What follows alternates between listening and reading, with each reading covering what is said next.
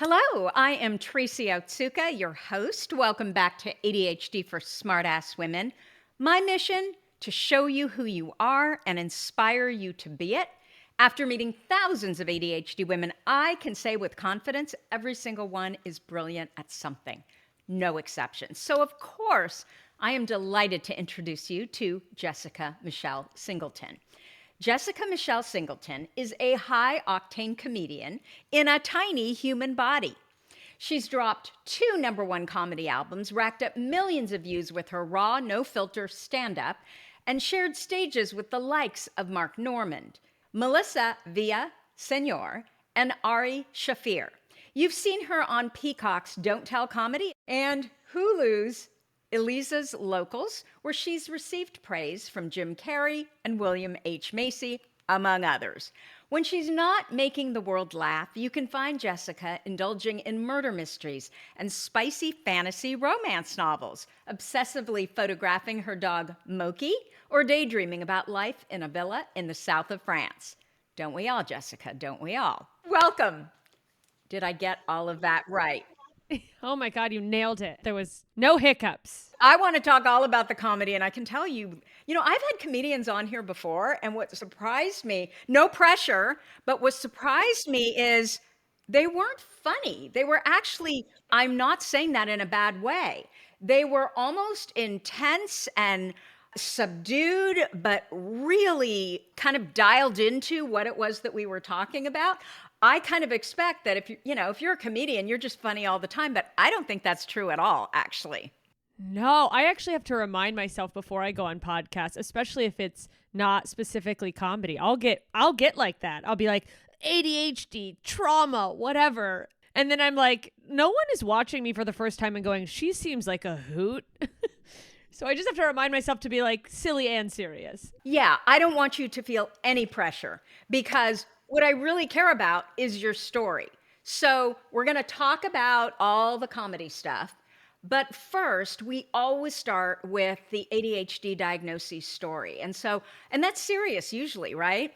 So I would love to know what the circumstances were.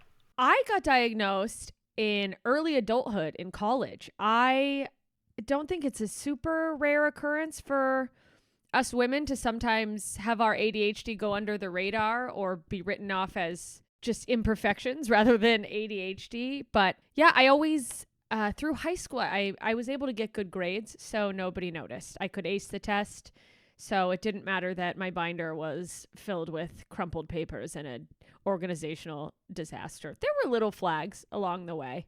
I remember in 3rd grade, my mom went to a parent-teacher conference, and the teacher was literally like, she's not like the other girls.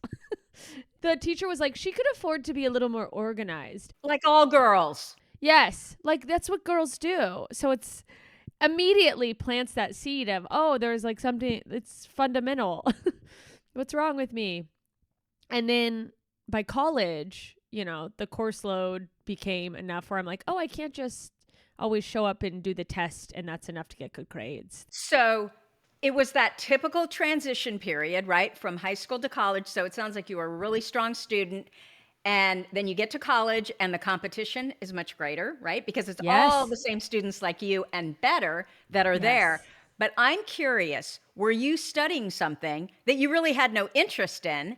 Like me, I wanted to be a dentist like my dad, and no aptitude for, right? So it's just so much harder because you don't give a damn.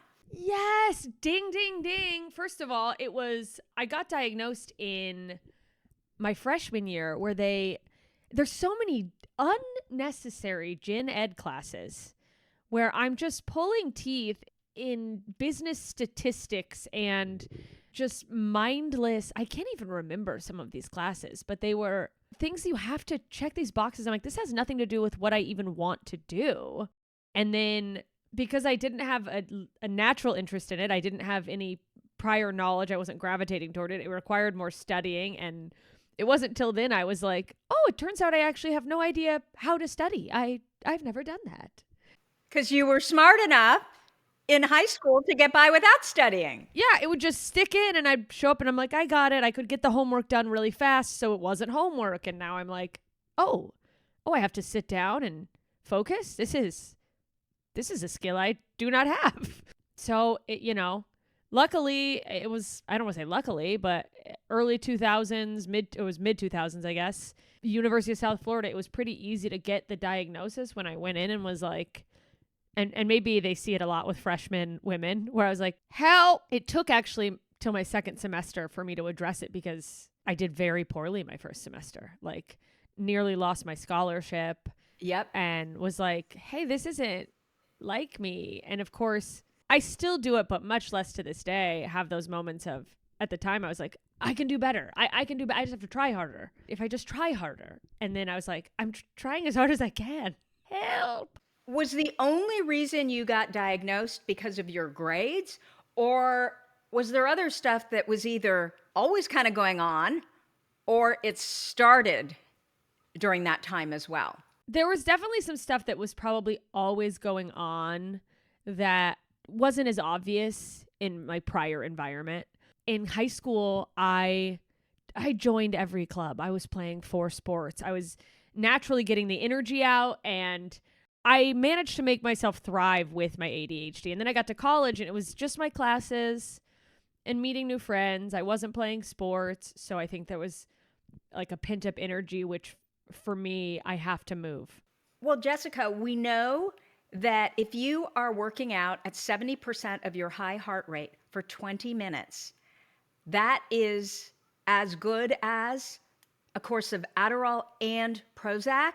And so it makes complete sense. If you were playing 4 sports, that's how you were regulating your nervous system, spiking your dopamine. And so now all you're doing is studying crap you don't even care about. It makes perfect sense.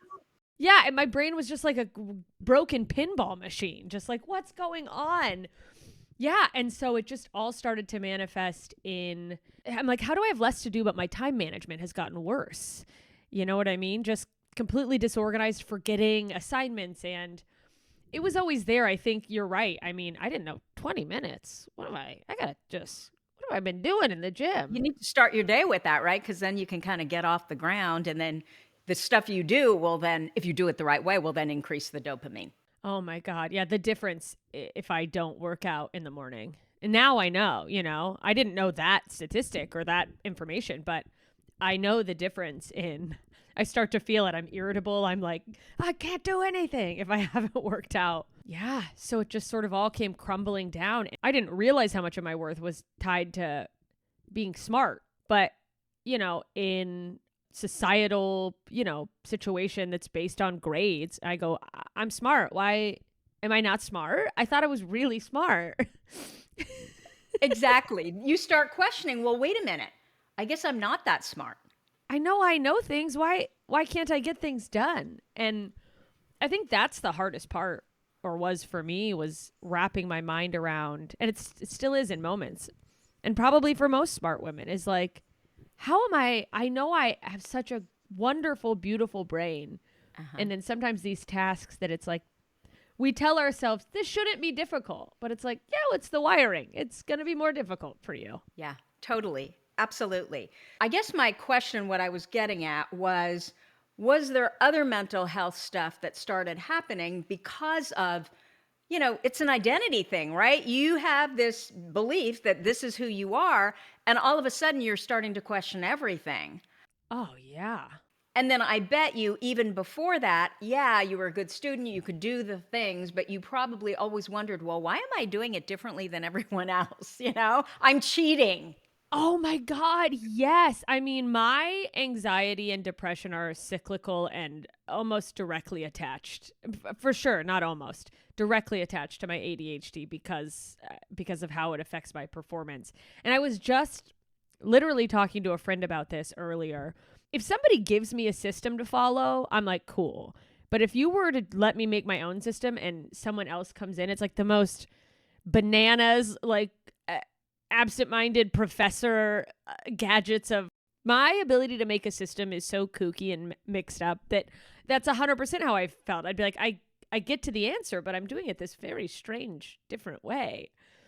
And it affects your whole, I mean, all of a sudden you go like, I'm not smart. Who am I? What am I? What is my value? And I also had been able to thrive in my previous environment from staying busy, I was able to like maintain productivity. I'm sure that all the exercise helped. And I still probably measure some type of worth or identity a little too much on my productivity. I know there's an unhealthy, I toe the line, but having that drop off was like, I felt worthless. I bet you too.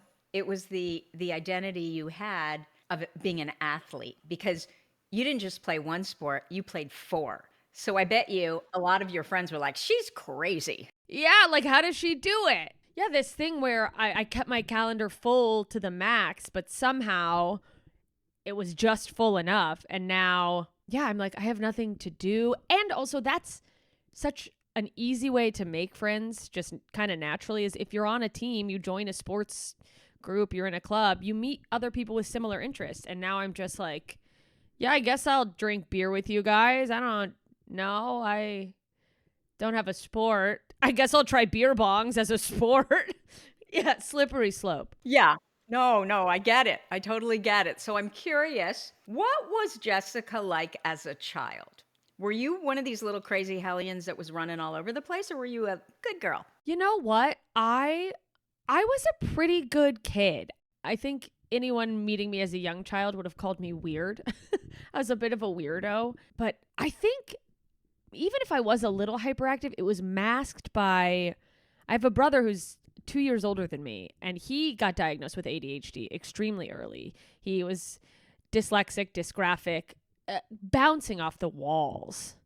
So I think my parents went, well, that's what that looks like. I was really playful. I was outgoing and friendly, but I would spend a lot of time in my room, in my imagination, just creating characters and playing with dolls and dancing to the radio. I was, as far as I know, a pretty good kid. I followed the rules. I tried to raise my hand when I knew the answer in class and loved school. And I think that was a fundamental difference with me and my brother. And I also had a tumultuous childhood. So I think my family dynamic was pretty chaotic. So it's a miracle they noticed anything, honestly. I think the fact that I was quiet at home and kind of mostly kept to myself. I'd, engage, but I wasn't going around crazy like my brother. And I think maybe they just sort of got like overlooked. Well, if you weren't a problem, and, if your childhood was chaotic, if perchance there was trauma, then, maybe the thought is, oh, I'm just going to, not make more trouble and just, kind of, fit in kind of a thing. 1,000%. That it's like, yeah, I learned very early to like, oh, let's not add fuel to the fire. I don't want to make it worse. I was the peacekeeper, the person who tried to make everything better and not add any issues. So it's like, oh, they're already, so upset about things. I don't want to make it worse. So I'll just do what I'm told and do good at school. But it was interesting because there was a time where I think I started to realize my brother, everyone was so concerned with his needs because he was struggling in school. Mm-hmm. I remember there being a time when there was one, I don't even know if it was semesters when we were kids, what they called the halves of the years. I think semesters, but it's been so long since elementary school. I don't know.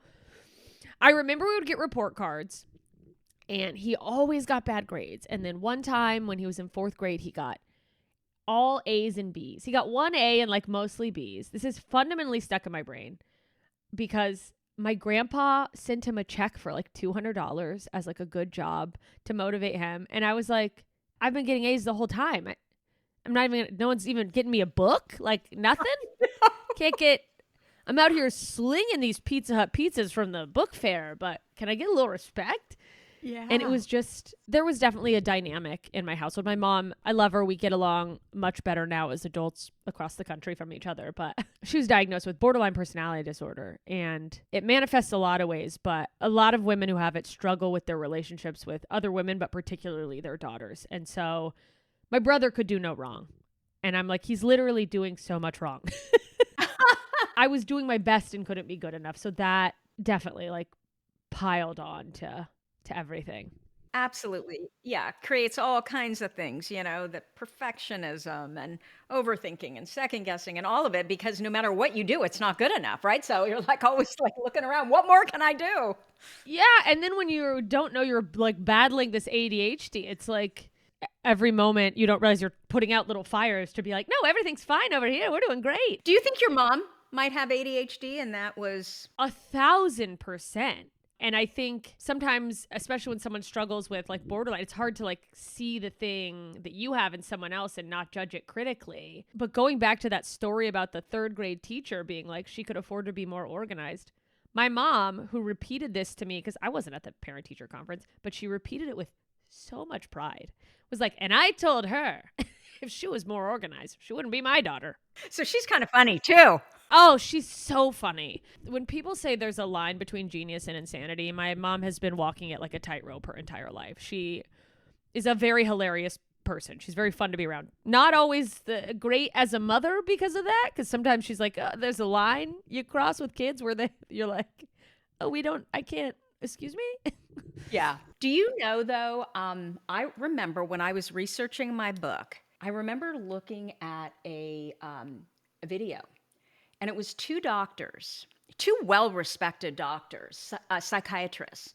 And they were talking about their belief that borderline, which is pretty much only diagnosed in women. Yeah, much more common in women. Or the diagnosis is, I guess. Yeah, because I think what men get diagnosed with is PTSD. And so what they were saying is that they believed that borderline was the result of ADHD and trauma. And that always kind of stuck in my brain. That would make so much sense. I also have often had moments where I think, because my Instagram Explore page, this is part of the reason why, but I'm sure it's self-inflicted, is filled with, it's almost no photos. It's like text-based things about mental health stuff, and I'll see ADHD things, but then I started getting more CPTSD stuff, complex PTSD. The crossover there is like, well, how much of my ADHD is even ADHD?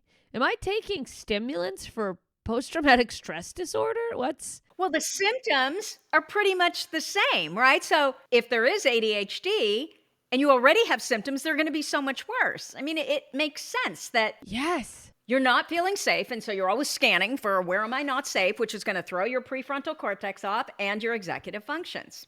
Yes. So it's just like a fire on top of fire. And I realized it took me a long time. I had to get pretty deep into adulthood before I could really wrap my mind around my mom's experience. And I'm so grateful that I found a place. It's helped our relationship immensely for me to go, oh, She didn't do it on purpose. no, as a little kid, you're just like, why is this happening? And then you hit, teenage, early adult years where you're like, you did this to me.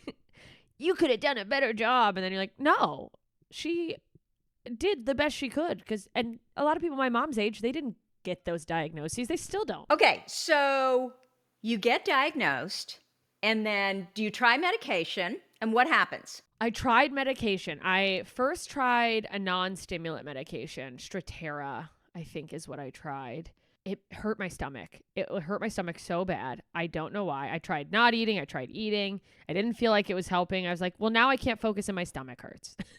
And now I'm getting distracted by my stomach ache. Then I got prescribed 10 milligram XR Adderall, which in retrospect was a little too much because I was getting pretty bad side effects, but just bad headaches. I would dehydrate night and day.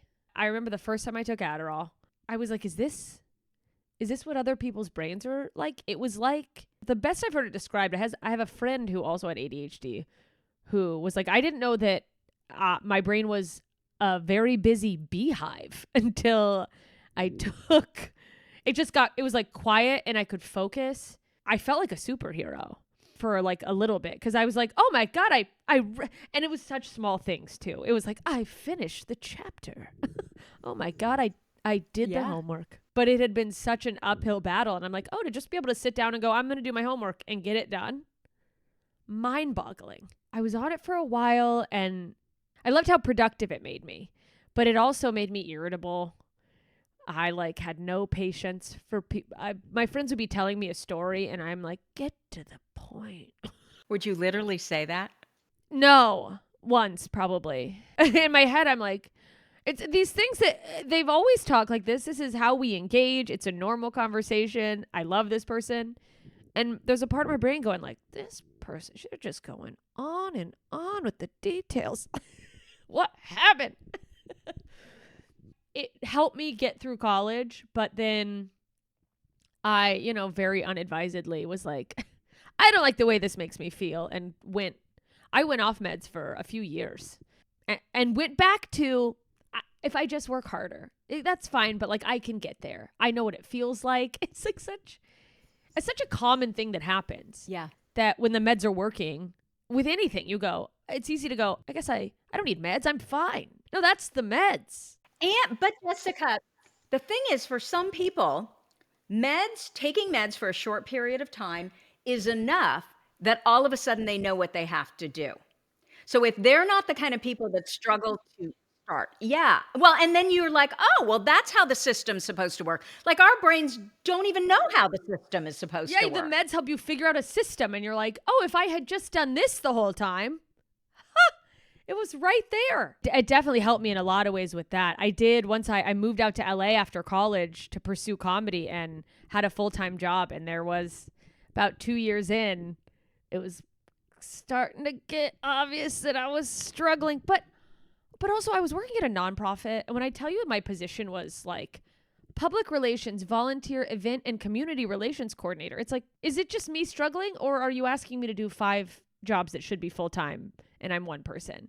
So I went back to a doctor and I was like, hey, Adderall has worked for me in the past. If there's maybe a lower dose, I tried to tell the doctor about the side effects, and the doctor was like, you're depressed. Yeah. They put me on Prozac. Yeah, I'm depressed because I am afraid I'm going to lose my job and I can't get anything done. So she put me on Prozac, which just was not a good fit for me. I was sweating, made it worse. Just covered in sweat and also not getting things done. And she knew you had been diagnosed with ADHD in the past. Yes. And I'm like, I guess, in the year since I'd been diagnosed and I'm out in LA, I don't know what the rate of people abusing this stuff is, which is probably higher. It's definitely has gotten higher, and now there's shortages and et cetera. But how many people come into this woman's office going, I need Adderall, and I'm like, read the room. Also, her desk was covered in, this is burnt in my brain. This woman had a hoarder level of owl trinkets and statues. And I was like, you need Adderall. What are we doing? You're supposed to help my mental health, and I'm just surrounded by a bunch of statue owls looking at me. What are we doing? So that was short-lived. I went off Prozac, cold, bad idea. Whoa. And it was a long time before I went back to meds. I've also always had, I should say, a hesitation about meds. My father, when he left our family when I was 8, he was an addict. He was addicted to methamphetamines, and he would steal my brother's Ritalin as well. I mean, it was very hard. Although I will say, as a little kid, when your dad's doing meth, you don't think he's a drug addict. You just think he's so fun. You're like, wow, he built a trampoline in the middle of the night. That's crazy. He bought a computer, and my mom's like, we can't afford a computer. But because of that, and, I heard the misinformation people spew about, oh, this is meth and that's this, and if you do that. So I was always afraid, my dad was an addict. My mom she was also an alcoholic addict. And so I was so afraid, if I take it, I'm going to start, what if I start abusing it? Which was never the case. And actually, if you take it, what studies show is that the chances that you are going to go self-medicate are, well, if you take it, by the time you're 13, they're in half, 50% less. Yeah, because you have something that is helping you, and you're not just trying to find some outside source to like stop all the chaos that's going on in your brain. But it actually wasn't until lockdown, till 2020, when I was hunkered down with a boyfriend. Because shortly after that incident, I ended up leaving my full-time job anyways to do stand-up comedy. And for all I could have used the help for, having my own schedule and being able to be more flexible, that in itself was a tool. that was helpful for my ADHD and how I was able to get things done. But I got back on meds actually being locked down. I'm embarrassed to say this. They were helpful, but it was kind of a codependent decision initially, because I'm like, oh, I'm always at my place. I can have my little like messes and things. And my brain doesn't register, a little pile of books as chaos. It's just like, that's the books. I got stuff. It's organized chaos. And it was driving the guy I was dating. Like he was snapping, like, just like, please, like, can't you? And it was small stuff, but he was like, it's so funny because he was like, I don't know, like, I'm sorry, I guess this is so classic nowadays of just throwing out real disorders. He's like, I'm so OCD. And Tracy, when I tell you, when I did get on Adderall, back on a smaller dose, and then I was looking around and I'm like, you're not even OCD, dude. Like, I'm looking around his place like, this is a mess. You're almost as messy as I am.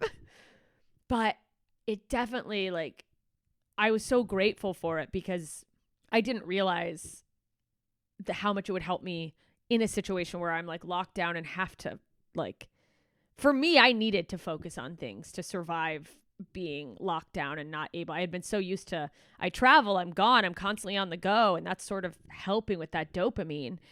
And it was so helpful. I did eventually switch to Vyvanse because of side effects. And now, spoiler alert, in case it's not obvious by me rambling over you, I had to get off of everything because I have a heart condition. Oh. So I'm taking it day by day. I drink my matcha tea in the morning. I make sure to get my workouts, but it's figuring out a new system. But now at least I have the knowledge and the tools and the self-compassion. What a difference. Do you have an assistant, Jessica? Not yet. Okay, you need an assistant. I need an assistant. You know what it is? It's not a financial scarcity. It's like from my childhood where I wonder how well I have to do and how far out I need to be booked for my brain to finally go, I'm okay. Okay, but that might be thoughts, right? Because what I'm thinking as I'm looking at you is she's really successful at what she's doing. And she could be even more successful if she could offload that part of our brain. Yes, I will say I do have someone now who, not a full assistant, but I do have someone managing my social media. And that in itself has been, because it's such a crucial part, I'm sure it's no matter what you're doing, you have to market it. And with stand-up, people will judge your, ability to come to their club and sell tickets. It makes sense by the numbers you have. So you have to keep posting. And that was eating away all of my time. And so you're absolutely right. I just haven't. Plus, you have so much good content. So by not using that content, you've already recorded it, right? So you might as well post it. Okay, so you are about to release your first full-length hour special. Yes. Where and what does that even mean? For those of us who are not in comedy. I know, it's so easy to call everything a special these days, I guess, because it used to be in the old days, George Carlin had a special, it was on HBO, and now you can just throw things, you could put a 5-minute video on Instagram and be like, it's my 5-minute special, but it's just an hour of high quality footage of the stand-up I've written over the last, it's not all the stand-up I've written over the last 15 years, but it's a collection of stuff I had written within the last couple years and a couple bits that are a little older, but I've never captured in high quality. That I'm like, I want to be able to share this online. I want people who haven't been able to make it to a show or I haven't come to their city to be able to see these bits that I love that are I'm very physical. So I've a couple of them are on albums, but I'm like, you're not getting the full experience. So it's just an hour of my comedy. I shot it in New Orleans, and that was a journey in and of itself. But I wanted to shoot it there because when I was younger, I lived in southern Mississippi, so I kind of wanted to go close to where I was from. I had a couple jokes about my childhood and growing up in the South, so I thought, why not go somewhere where these are the people who really they know what I'm talking about, Not that it's pretty universal, but yeah, it's just As a stand-up comedian, I would say if there was one message I could shout from the mountaintops, that stand-up is actually a live art form, and you're not getting the full experience by watching it. But I have the tools to reach more people because of social media, and for me, this special, my goal is for people to see it and go, I want to see more. I want to see her live, is to turn them into live comedy consumers. I love that because there is nothing like going to a live comedy show. There's not. So friggin' fun. Whenever we're in New York, we are always go. It's so hard. That's why last year I tried to do a small town tour. I did do a small town tour, and I tried to go to places that didn't have classic. They didn't have a comedy club. I'd find a bar or something, because I think, people see it on their screen and you laugh, you watch it on TV, you go, that's funny, but it's not the full experience. And I'm like, I don't think people even realize what they're missing till they go to a show and they go, oh, this is any special, comedy special anyone's seen. Think of the funniest one you've ever watched. It was 1,000 times better in the room. Yeah.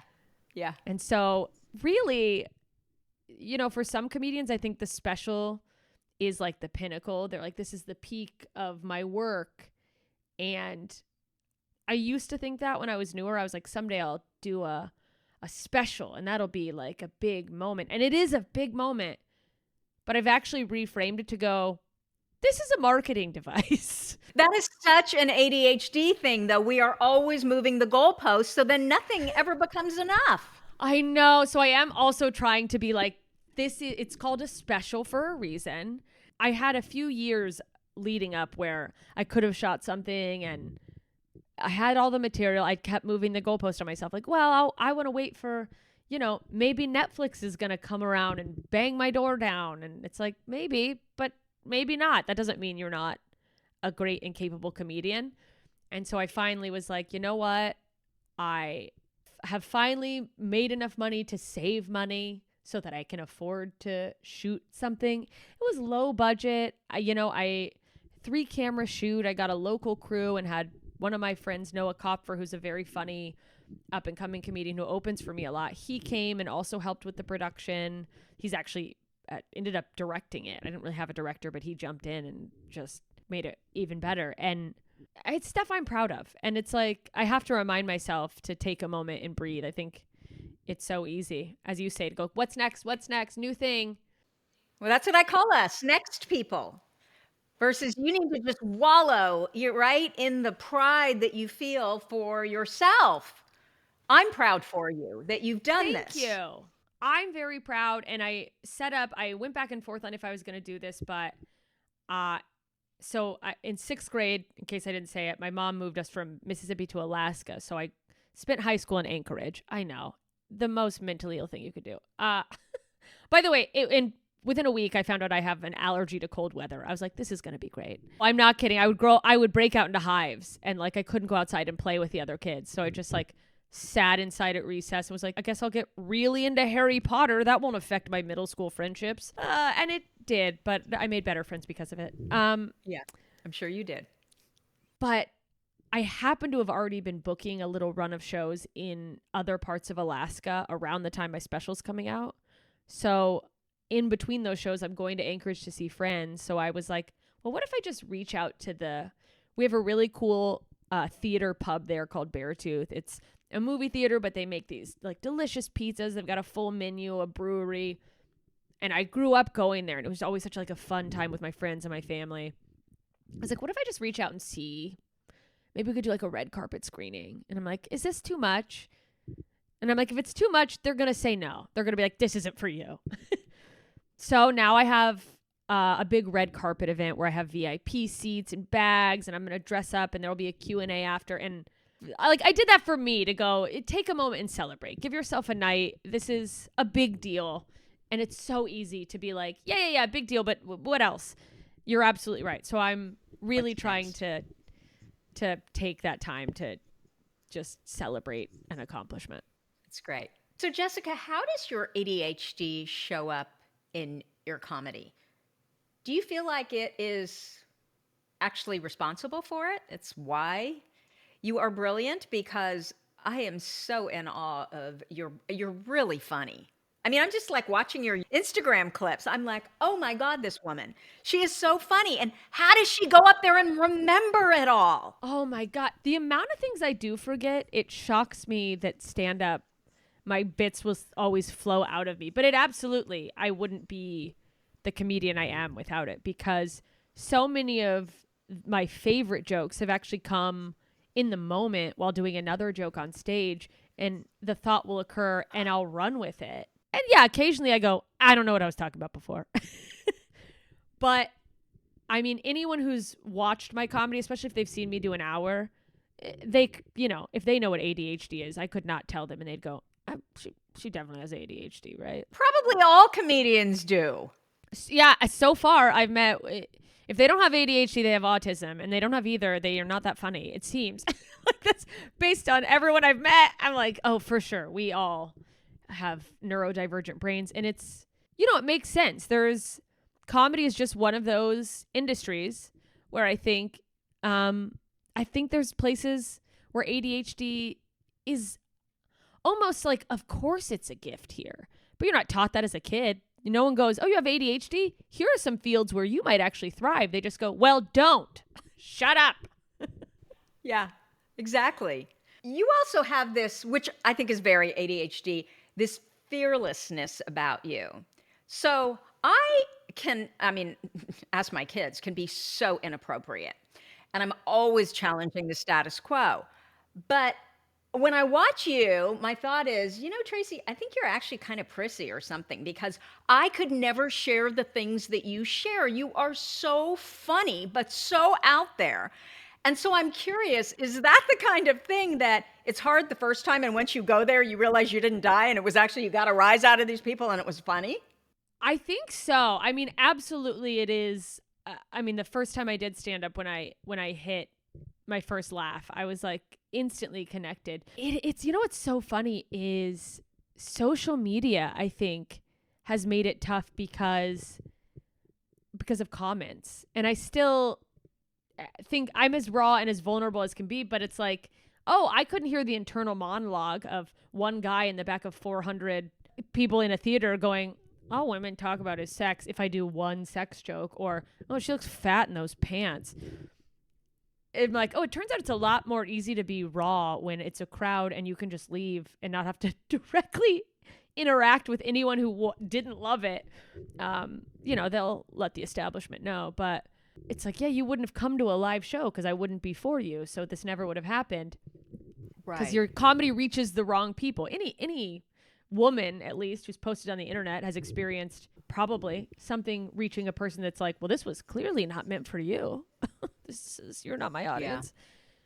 That has made it tougher. And also, I always hated, there's a thing in comedy where when you're developing as a comedian, you're told, oh, before social media was so big, it was just audio record your set so you can go back and listen. And I would do it, and then I'd hear my voice and be like, oh God, me. So having to clip yourself up and watch yourself run around, and I think what makes, I don't want to say all comedy, my comedy thrive is, I guess it's a fearlessness. Somebody once said this to me as a compliment, and I was like, that's not a compliment, but they were like, what's so great about you is you're not afraid to be seen as ugly. And I'm like, wow, thank you. Thanks.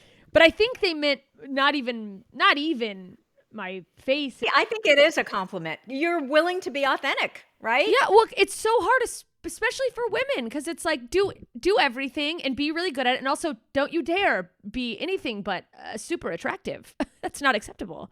So going up and just being like, yeah, my hair's messed up. I forgot to put on mascara. My stomach is hanging over these pants because I forgot to dry them and I didn't have time to get new ones. The pants are shrinking. I'm not getting bigger. What are you talking about? And it's human, and I think that's what the audience connects with. But, getting to the place where you're like, oh, I'm going to be a real human in front of a crowd of strangers. That's, what if we all have like an instinctual part of our brain that's like, what if they reject me? I'll be exiled from the community. We have this like tribal need for acceptance. Yeah. But then what I've realized is like, oh, actually, people are still accepting me if I talk about struggling with depression. And then they're going, oh my God, I didn't know anyone else had that thought. Or like, oh my God, I get annoyed by the people who do the exact same thing as me too. I thought I was crazy. And it's like, no, you're just human, and it's hard. Yeah, no, and that's exactly what you do. I mean, your creative is all about taking weird stuff that most people hide and spinning it into something funny and really relatable. And Yeah. so, as I'm hearing you speak, what you're saying is that the more real you get, the more the right kind of people see you because they understand that, oh, you're their people. Yes. And I think that's something for all of us, no matter what you do. But as a comedian, when you start out, at least when I started out, I want everyone to love me. I want the whole audience. And then hopefully as you grow creatively or become more comfortable with yourself, or at least I'm grateful for this, I was able to go, there are going to be some people who I'm not their cup of tea. But then there's some people who I am not only their cup of tea, I'm their cup of coffee, and they are a coffee addict and they want more and they love it. And they're like, have you seen this? Have you had coffee? It's so good. So it's like, oh, if I'm true to who I am, I'll find the people who, yeah, I have the comedic ability to make most people like me if I just want to be a likable comedian. But it's like, okay, or I could find the people who love me and we all get each other. And it's like this deeper understanding that just makes the laughter and the connection better. Yeah. Okay. So I love that you talk about ADHD in your comedy, but I'm going to take exception to one thing, and I want to know what you think. Your comment was that the ADHD influencers that have this perfectly curated aesthetic, color scheme, I think you used the term font, everything's beautifully organized, that can't possibly be ADHD. As I'm looking at you with your perfectly organized color scheme, and I'm like, well, what do you think about this? Because so ADHD is about, first and foremost, about interest and creativity. So you're, wildly creative in your comedy. It's your thoughts and how you're able to put them together, right? Versus for other people, their creativity, and that's why we're all a little bit different. Their creativity is about aesthetics and color schemes and fonts. So, kind of like you were talking about that boyfriend, I actually get anxious if my line of sight sees a mess. I call it visual pollution. Many people with ADHD, they don't even see it, like you were saying. I'm hiding my closet. I'm like, everything around me has to be pretty in order for my nervous system to be regulated, because my connection is less what yours is about thoughts and how you're able to bounce this off of that. Mine is more about visual things. And so what I always say is that I believe Martha Stewart has ADHD. Did you by any chance see her documentary? Oh, no, not yet. It is fascinating. You have to see it.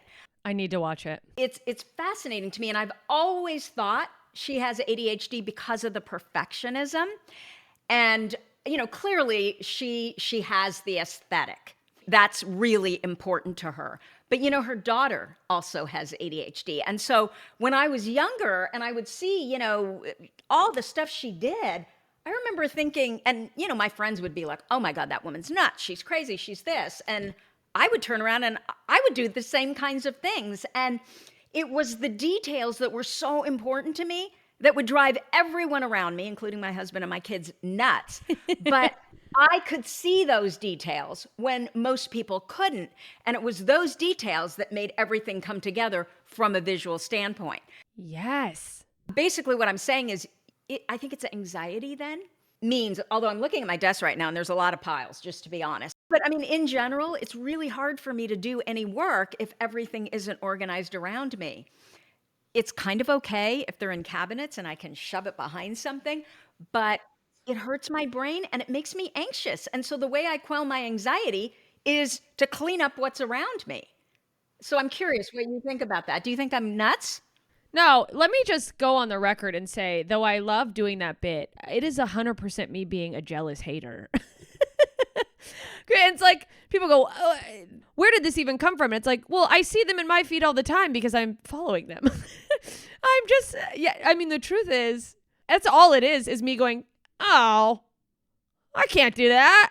You have ADHD and you figured that out. But what's funny is it can't be funny if there isn't some truth in it, right? Yeah. Where I get that people are like, how can that person have ADHD? And my point is simply understand that ADHD is not necessarily about your car's a disaster and your house is a disaster, because I think a lot of women don't get diagnosed and get diagnosed with anxiety and depression instead because they think that, oh, either, I flew through school or my house is completely, organized and clean and whatever. It's just kind of, what are you interested in? Yeah, it's what is your interest, right? And it turns out that I'm not that interested in aesthetics. It's one of those, it's like Pinterest envy of wanting to fancy myself. I drive my boyfriend nuts going, I wish I had like what's my brand? And he's like, you don't need to figure out a logo. Just do your comedy. It's its own brand. You're fine. But I love the visual. Is this the same boyfriend, by the way? No. From the first time? No, but you want to talk about having a type.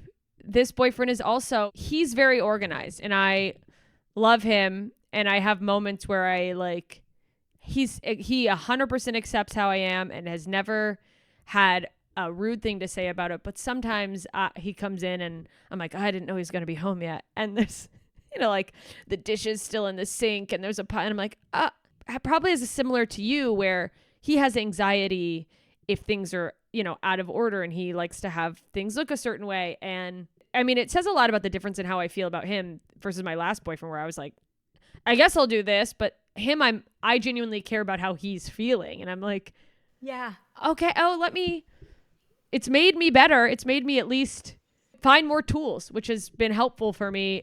And I don't mind it because it's like, I don't want to be a hot mess. I don't want to be like a kooky, there's a pencil sticking out of my head and I'm like, what were you saying? And there's just coffee mugs everywhere.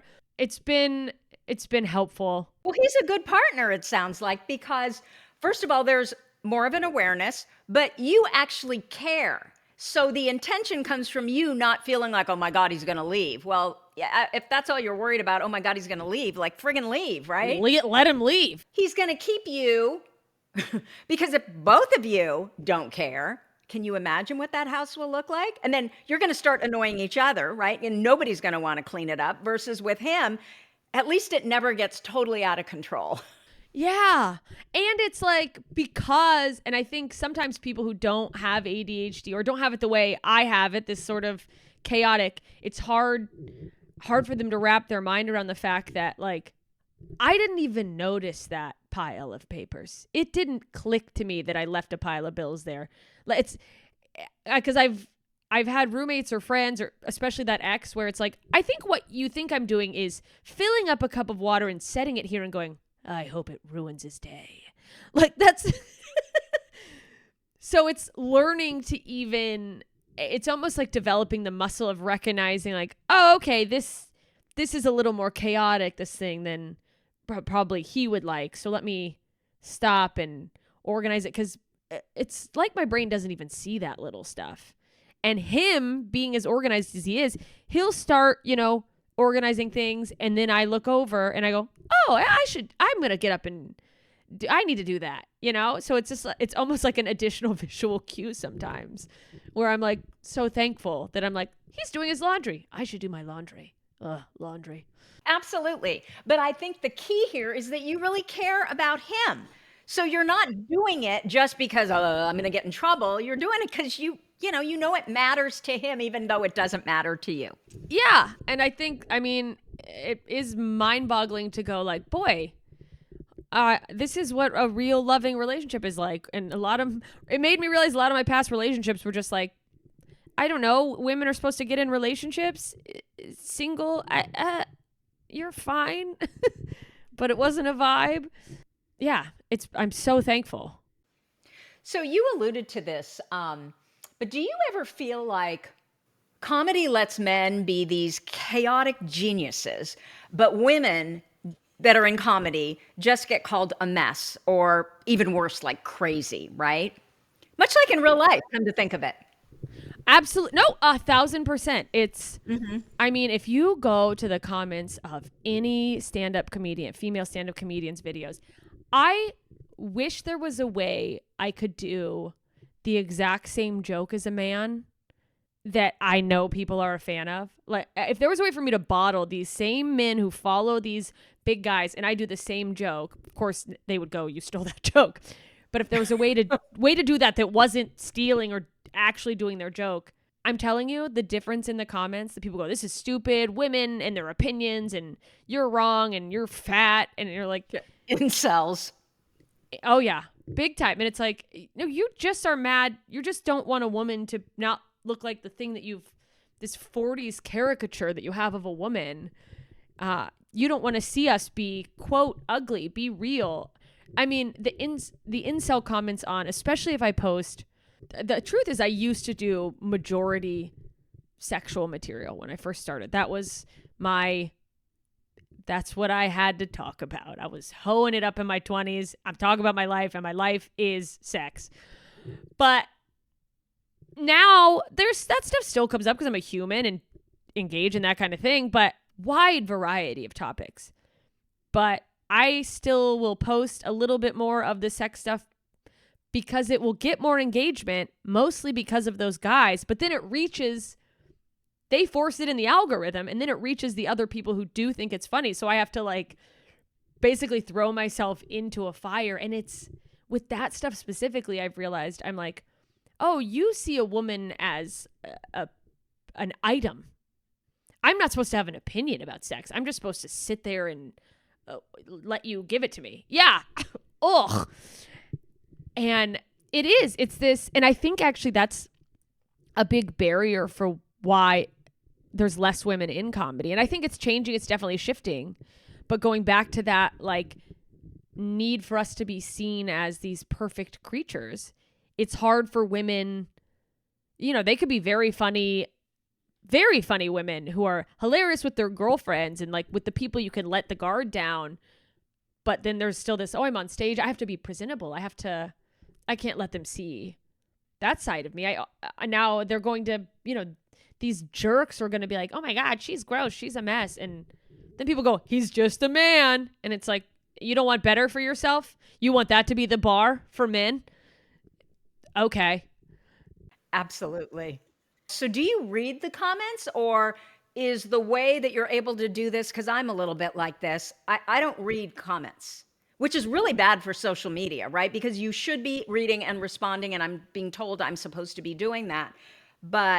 And my comments actually on social media are not bad at all. It's more things like Reddit.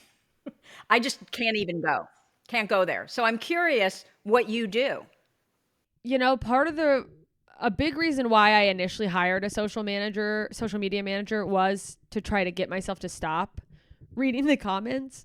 But I do want to, even though it's like putting myself through hell sometimes, I do want to engage with the people who are enjoying it and like are connecting. And, because I'm at a level, my career's going well, but I'm not a huge name. I'm up and coming still. And I'm so grateful when someone takes the time to share one of my jokes. It's like, oh my God, this is so funny. Or, oh, I would love to see you live. It's like, thank you. There's a million things out here. The fact that you stopped on my video and enjoyed it and laughed it and felt connected. Because it's at the end of the day, I think when I first started doing comedy, it was maybe more self-serving of like, laughter feels like love. Please like me. Yeah, exactly. But now I have reached a place where I really feel like,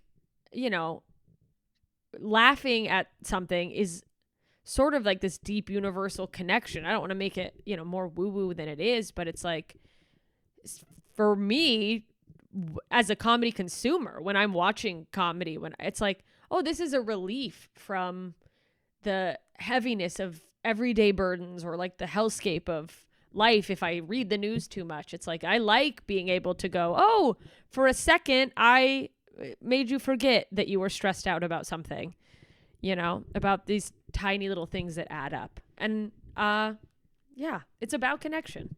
Have you ever met a comedian who had a happy childhood? Because why the hell else would you throw yourself to a den of wolves? That's so funny. You know what? Twice.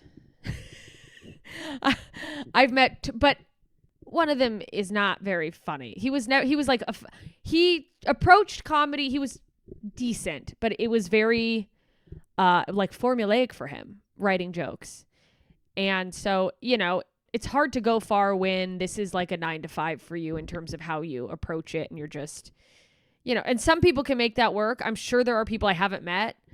And then I have a really good friend who I've had open for me a few times. And she, jokes about it with comedians because we were all like this and that. And she actually is like, my parents are still together. They love each other very much. I will say, though, her parents, her name's Ariana Ramich, very funny comedian. I met her before I saw her comedy, and it's like, well, we'll see. These are too good. It's a dumb, silly idea. But her parents are also, they were refugees from the Bosnian War. So they were in concentration camps over there. And she was born in the States, but her sisters weren't. So there is a part of me, it's like, well, that's generational trauma. It doesn't really count as, who knows how that affected you.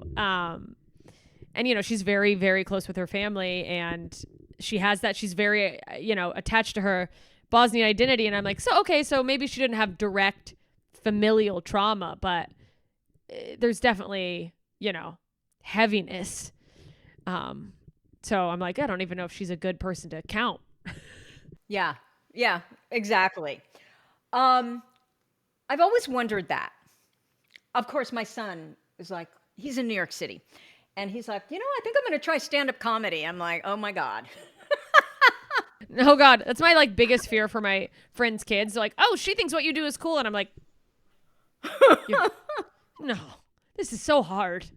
But you love what you do. I do. And that's the thing is that I wouldn't trade it. But I'm like, there are days where I'm like, it's gotten away the older I get, but it still creeps up every once in a while. Because now I know I'm like, oh, if I went back to a 9 to 5, I'd be fired immediately. But I have moments because with the ADHD and being in a creative field and doing something I love, I never really turn it off in terms of thinking about ideas. Or, absolutely. It's that entrepreneurial brain too, where you're just like the next thing I could write or create, or here's a show idea. There are moments when I'm like burning out where I go, it must be kind of nice to go to your like logistics job from 9 to 5 and then come home and be like, I'm just going to watch my programs, maybe go to happy hour with my friends. Just the idea of just going, and I'm done for the day and being done. I'm like, that seems kind of nice. I don't think you could do that though, Jessica. I tried at that nonprofit, and even then it was like I was running from there to 4 open mics. It's like if I was in a 9 to 5 at best, I would have the most annoying extracurricular life. People would never, they'd be like, enough with the fundraisers. They'd be like, take a breath. I can't even imagine. So if your comedy career could look exactly the way you want it to in 5 years, what would that look like? Wow, that's a great question. I would be touring at a level where I think I'll always heavily tour, but I would love to be either doing sold out weekends in clubs or sold out theaters, basically where I can just decide I'm going to go here and know it's going to like fill up, and tour at like my own rate, or get to be more choosy about cities, even though I think I still would go all over. It would be nice to be able to go like, I don't have to go. I still have weekends where I go, I don't want to say yes to this place because it's just going to be dreary and we'll get through it. But like the money is good enough.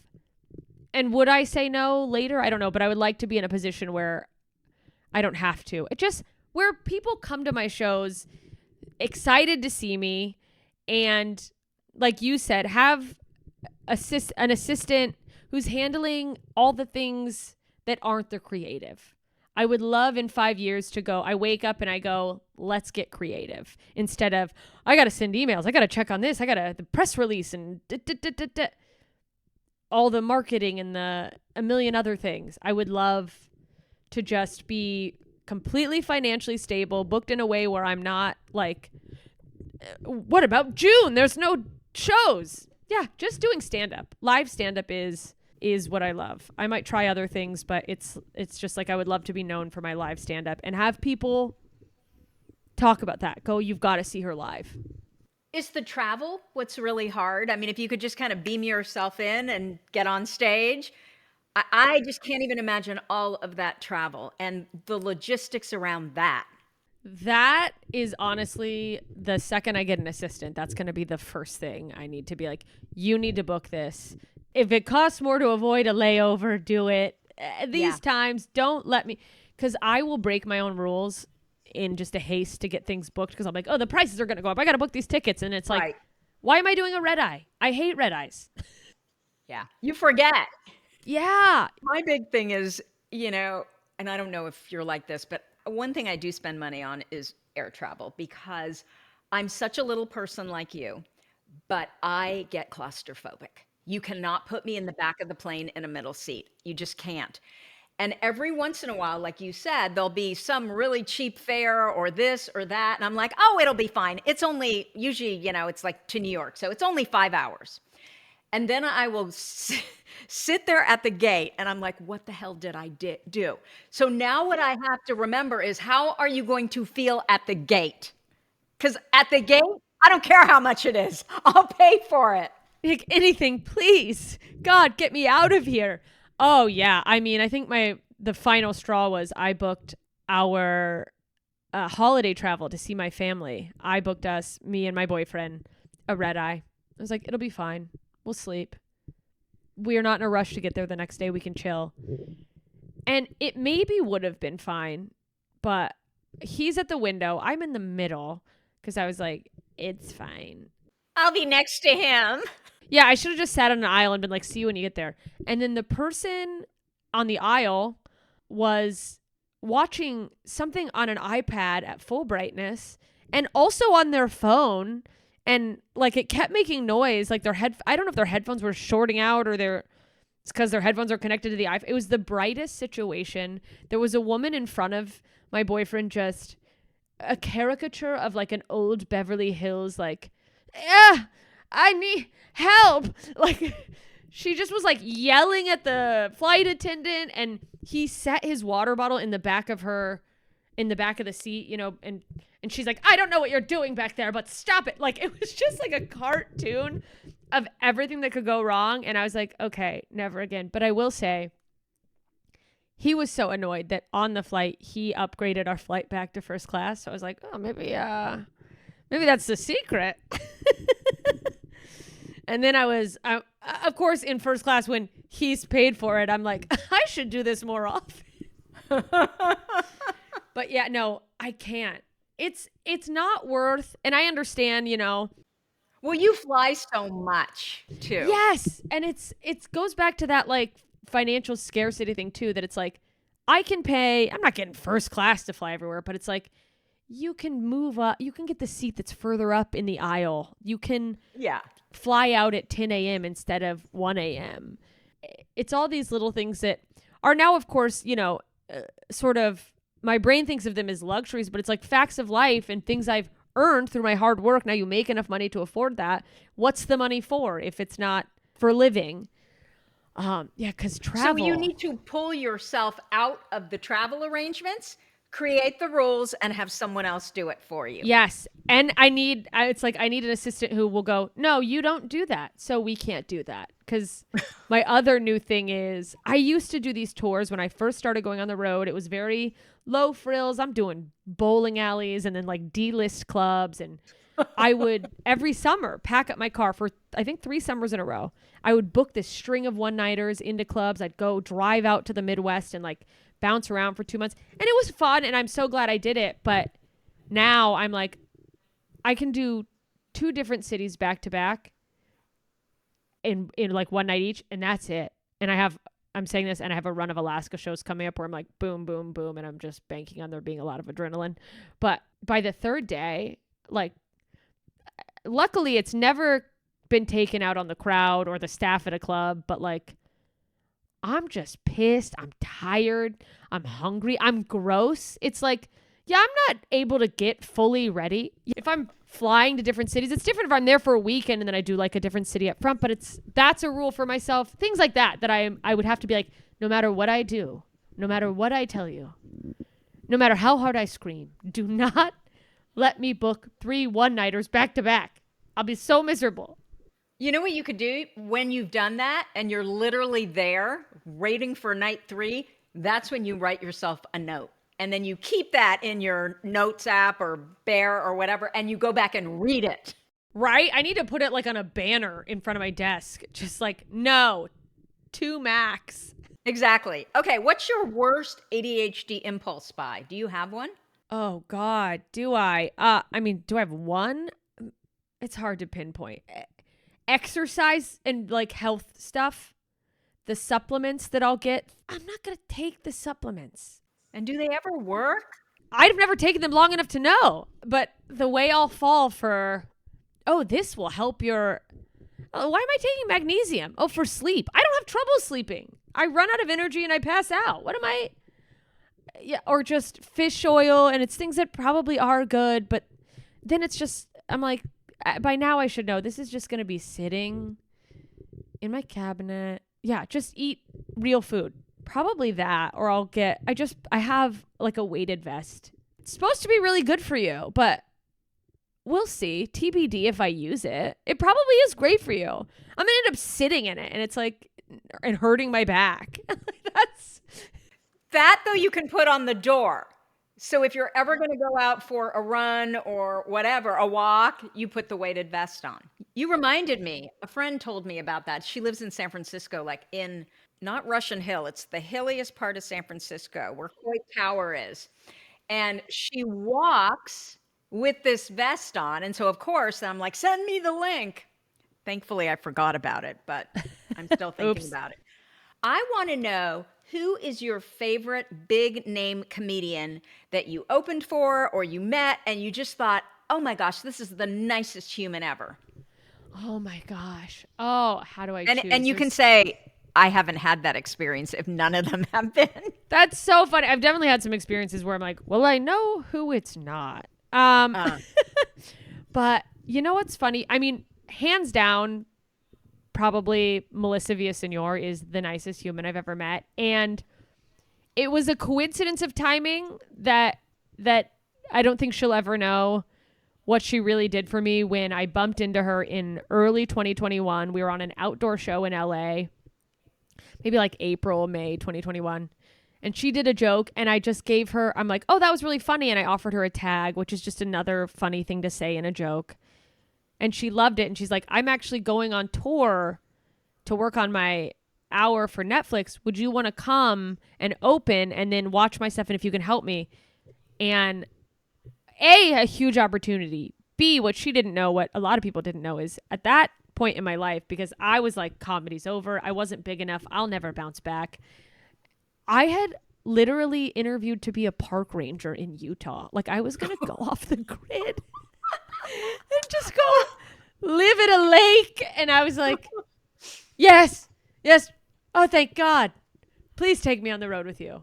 And then one more I want to say, and most of the guys I've opened up for. That's a great story, Jessica. And we did. It was so great. I flew to New York and our tour bus she rented this colorful camper van. We never camped in it. We always got hotels, but I was like, it was bright colors, which ended up being, thankfully there were no creepy weirdos, but there was 1 or 2 shows because we posted, pictures and videos along the way. And then there were a couple shows where we got like flowers and stuff on the windows, not at the show, but like at a random parking lot. Somebody saw it and they're like, that's Melissa, which is cool. And you're like, thank God her fans are just fun, nice, the coolest fans. And such an eclectic group of men, women, all the things.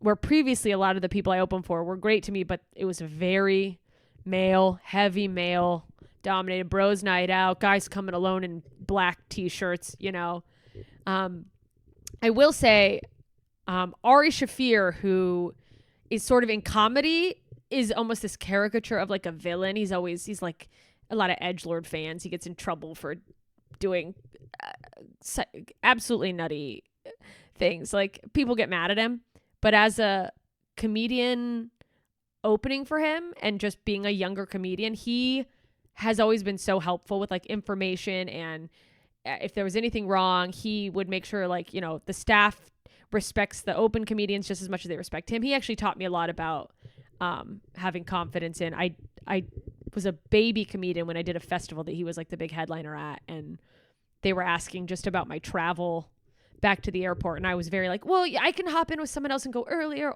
and he was the person that was like, hey, you're here because you deserve to be here. You're not less than any other artist, and you need to know that like no one's giving you an opportunity they don't think you're ready for. You're not, no one, he's like, in this industry, no one's doing you any favors. If you're somewhere, you belong there, and you can act like you belong there, and that's okay. And so, yeah, shout out to him. And yeah. Those are both great stories.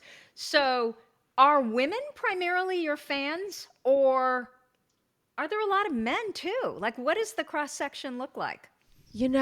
I think, I believe my comedy can reach as many men and women in terms of who would respond and enjoy it.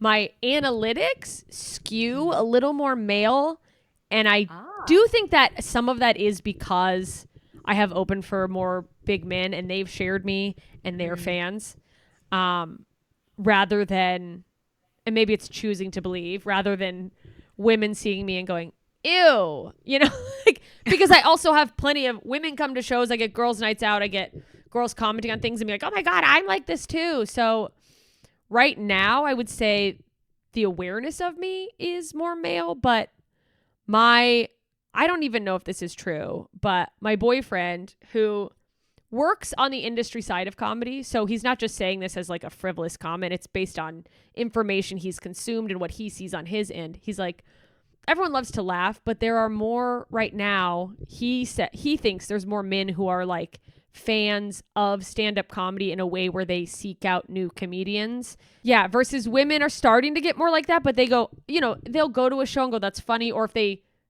discover someone on television or whatever. But more men are looking for, it's like heavy metal as a music genre. It's like that they've been more into it. But I think that's shifting. I hope that's shifting. Well, I've noticed that with my son and all his friends. They're really into comedy, versus my daughter. She's in New York too. She will go see live comedy, but I'm not quite sure how she gets there. And so I'm just curious, like, when you have a live comedy show, is it usually the women saying, I want to go see her, and they bring, their partners? Or is it more men saying, I've heard of her, or I've seen her, she's really good, here, come with me? What's so funny is there are some comedians female comedians who have really tapped into the female audience. And I think it's 100% the woman going, we're going to see her. And also I think some of the fans I've gotten along the way have been women in different cities who see that there's a woman at a comedy club and they go, I want to see her. I bet she'll talk about things I think are funny. So I definitely think there's a good amount of that. I would say, thankfully, a lot of the men who are already aware of me definitely do if they have girlfriends, a lot of them still come alone, and that's fine. And honestly, if you don't have anyone to go to a comedy show with, your friends aren't available, go alone. It's great. And now you're not worried if they are judging you for what you're laughing at. 100% do it. It's not weird. But the ones that do have girlfriends, they bring them, they go, oh, I like her. You're going to love her.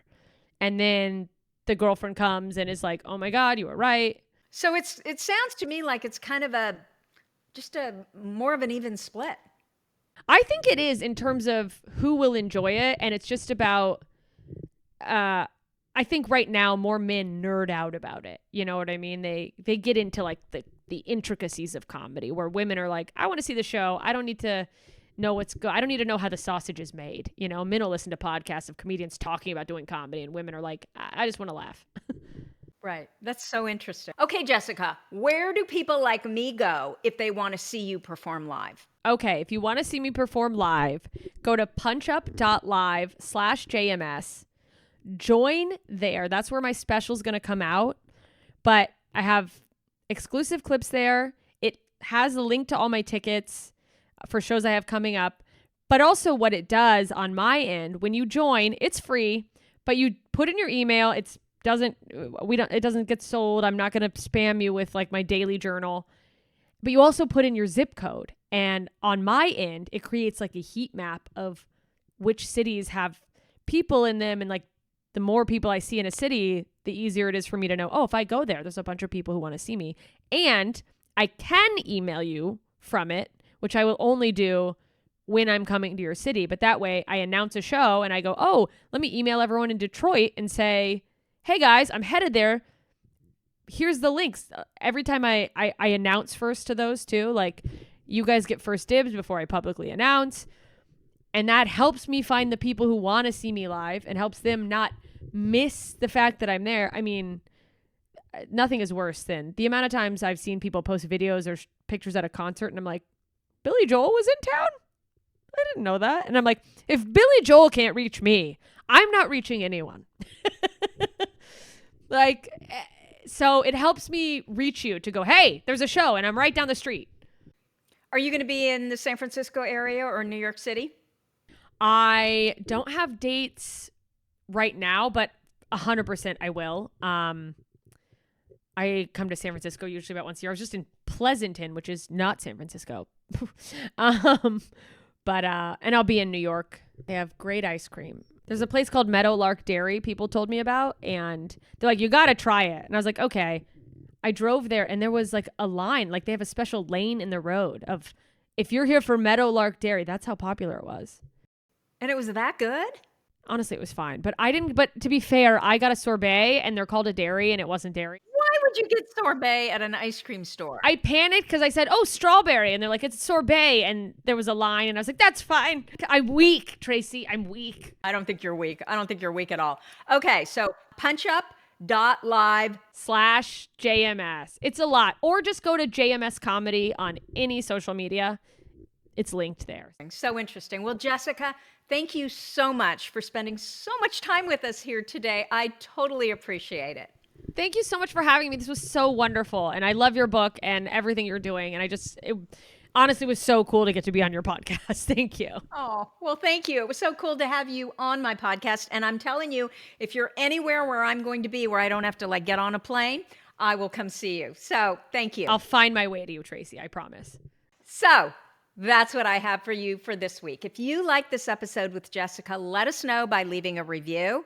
Our goal, it's to change the conversation around ADHD, helping as many women as we possibly can learn how their ADHD brains work so that they too may discover their amazing strength. Thank you so much for listening, and I'll see you here next week.